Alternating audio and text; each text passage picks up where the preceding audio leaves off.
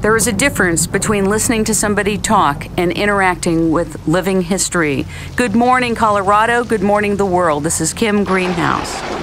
I'm delighted you're listening today because today is, in fact, a segment on exploration and discovery. In 1967, an international space treaty was formed, which was an international effort that laid down the clear context and highest intent regarding what exploration in outer space was to be about. The world is fascinated with outer space, and particularly the United States of America. You know, the imagination is exciting, and the prospect of the future beyond this planet has always been compelling. However, there is danger lurking when the polarization and misuse of power on Earth begins to have its way in outer space. Years ago, I was deeply shocked and saddened when I personally experienced that our planet was on the market. But I was horrified when I read in the Christian Science Monitor that perhaps outer space may be on the market, that people and organizations have been paying money for lunar deeds, that monies are being transacted in this area, and that ownership laws on Earth are being projected into space. But wait, we have good news, because we have the living history of the origin of this international space treaty. The woman you're about to meet was part of the drafting of the NASA Law of International Cooperation. She was the honorary director of the International Institute of Space Law. She's a trustee and emeritus of the International Academy of Astronautics. She is considered the grand matriarch of space law. Ladies and gentlemen, please welcome Eileen Galloway to It's Rainmaking Time. Good morning. Good morning. I'm glad you're here. Yes, I'm here. You represent at least 98 years of living history. Yes. And I know us women are very sensitive about our age being told, but the truth is that you were around at the formation of all of this. And this is very important that you're able to talk about your take and your experience of what happened and what is happening and where are we today. And with that, I'd like to ask you, what was the reaction when the Russians were first to launch a satellite in outer space in 1967? What happened? Well, it was very exciting. It was on a Friday afternoon that we learned that the Soviet Union was first to launch a satellite.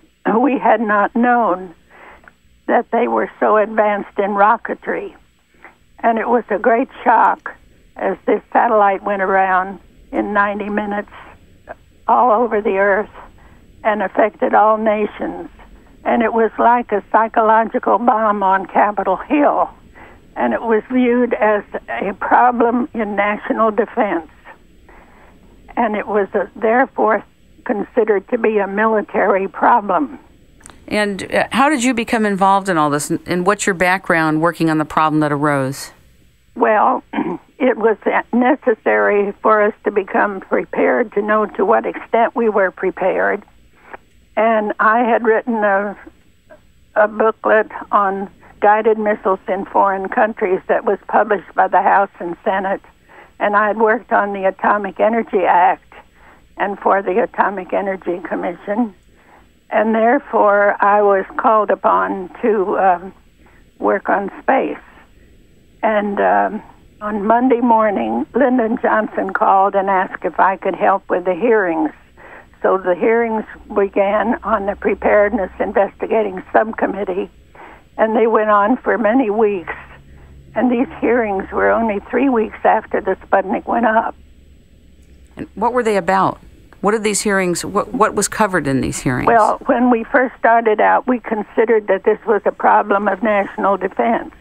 But when we called up the scientists and engineers to testify, we discovered that if we could use the information we got from outer space, that there were many wonderful but beneficial uses. And therefore, our concept of the problem changed from one of fear of orbiting weapons of mass destruction to one of hope for peace.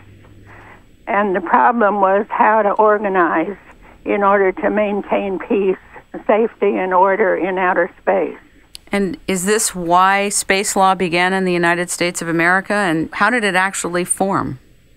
Well, the first thing that the Congress had to do was to decide on how to organize this. They had to decide how to organize the Department of Defense, because they were the only ones that had any space activities going on, and how to organize a new civilian space program.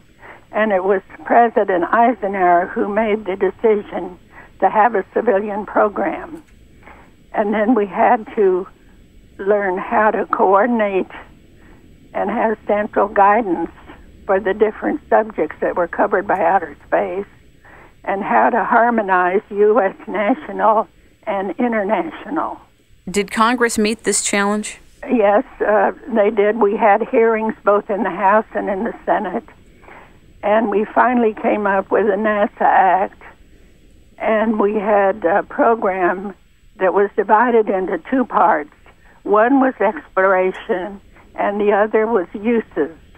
And the uses were about everything: the weather, navigation, agriculture, what we could get from remote sensing. What is remote sensing? Because a lot of us don't know. Well, they take pictures of the Earth, and they can tell where crops are diseased and do something about it very early on. They can tell how long it takes ice to melt and whether there's going to be a flood and where it will be. And there are many, many uses. Is that the same thing as GPS or the satellite photography? Yes. Okay, so remote sensing is satellite yes, that's photography. Right. Okay. That's taking pictures of the Earth. Because many of us don't know what remote sensing is. And, of course, it covers navigation. What was the role that the U.S. played in the UN developing outer space law? Well, there were three forces that converged so that we could go from thinking we were solving a problem that was solely military to a problem where we were including science and technology and the benefits from outer space.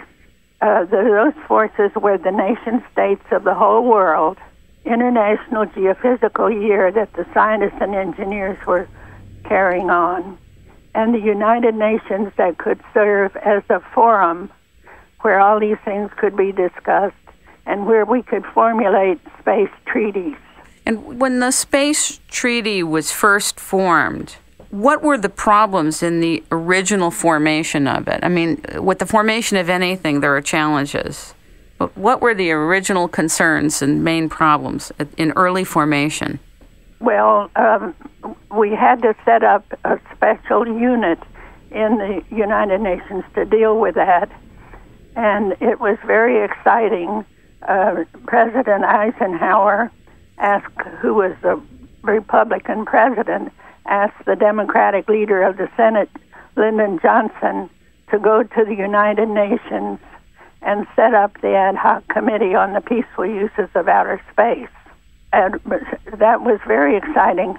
Eisenhower sent a plane down to Texas. I happened to be in Texas at the time and was on the plane with Lyndon Johnson and Lady Bird, and we landed at LaGuardia and were met by Henry Cabot Lodge, and we proceeded to gather up all the other countries that we could in order to set up the organization that would work on formulating the space treaties. What were some of the problems that you faced then that were emerging? Well, the first problem was that the Russians and the Czechs and the Poles did not become a member of the ad hoc committee because there were a lot of people on it and they were making the decisions by majority vote. And since the Russians and the U.S. were the only ones that had any kind of space, they didn't want all these other countries making the decisions. So that problem was solved by deciding that all decisions would be made by consensus, that everybody on the committee would have to agree before they can come to a conclusion. And that was indeed how the treaties were formed. There are 5 space treaties. 4 of them have been accepted by most nations. The main treaty is the 1967 treaty,